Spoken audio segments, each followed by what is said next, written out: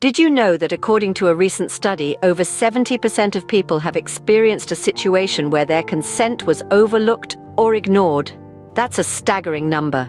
This statistic underlines the absolute necessity of understanding the concept of consent. It is pivotal not only in personal relationships but also in professional settings.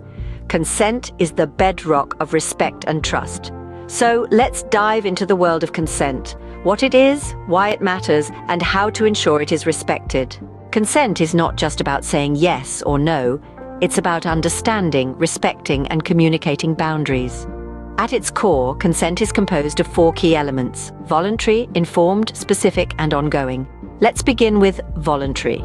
Consent must be given freely without any coercion or pressure. It's about making a choice because you want to, not because you feel you have to.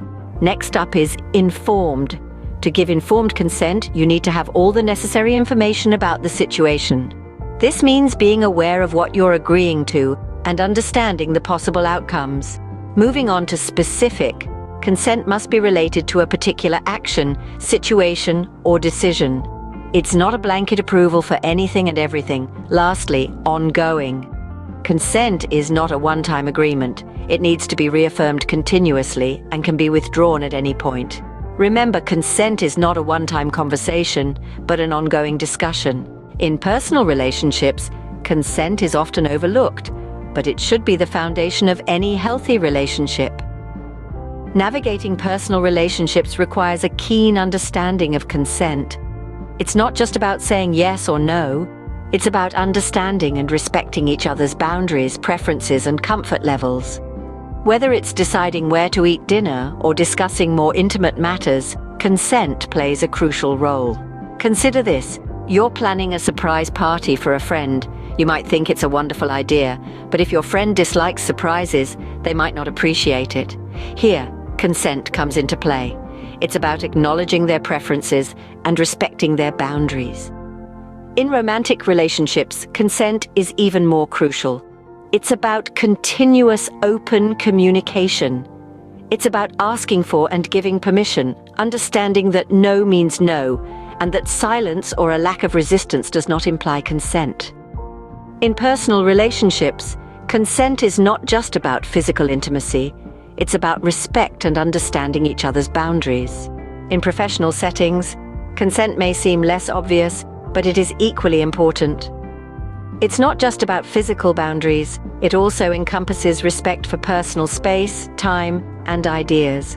Imagine a team member continuously interrupting or speaking over you in meetings, or a supervisor assigning you work outside of your agreed hours without asking. These are instances where consent is overlooked. Professional consent also means recognizing and respecting the diversity of experiences and perspectives within the team. This might be regarding decisions about project directions or even choice of lunch venue.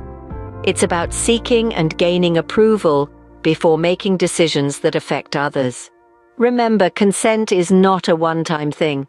It's an ongoing process of communication and respect. It can be withdrawn at any time, and it's essential to respect someone's choice to do so.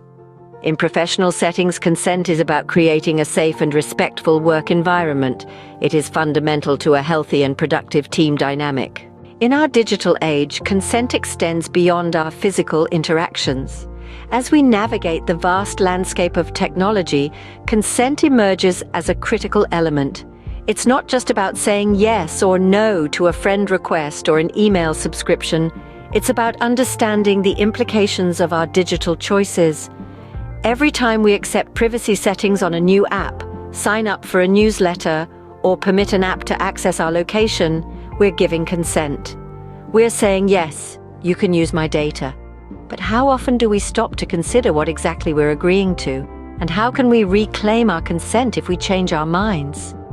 Digital communication too requires consent.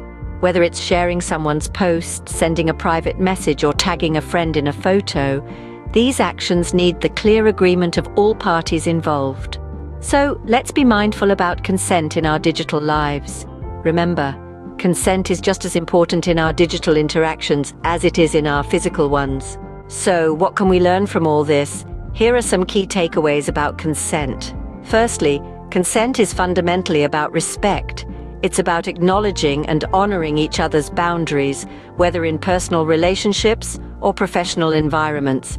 It's about understanding that everyone has the right to their own personal space, to their own feelings, and to their own body.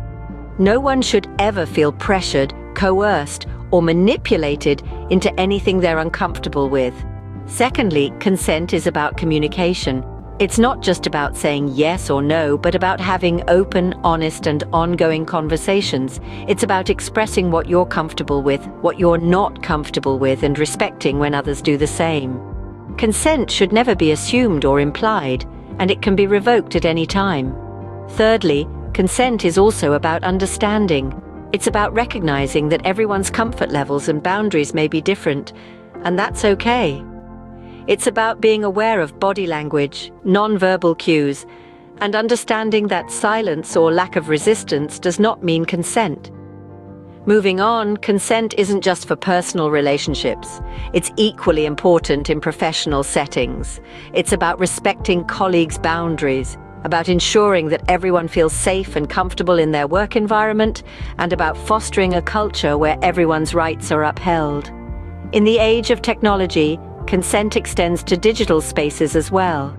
It's about asking for permission before sharing personal information or photos, and understanding that what is shared online can have real-world implications.